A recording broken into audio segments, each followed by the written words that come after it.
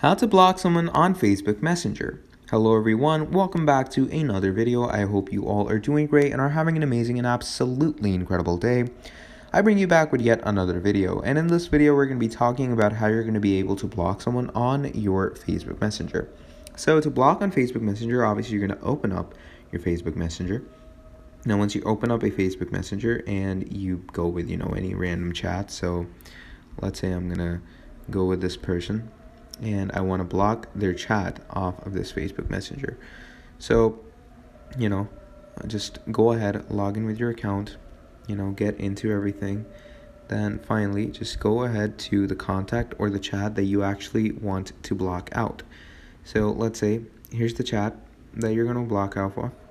So let's say I'm going to send them some type of message. And once the chat is initiated, you're just going to click on this.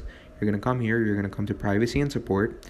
Here it says block, so you're just going to click on block, and you're going to click on block message and calls, so they won't be able to message and call you. And you can also click on block on Facebook, and that completely blocks them on your Facebook as well.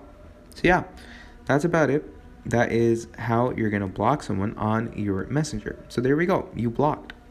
So that's about it. Thank you for watching, and I'll see all of you next time. Goodbye.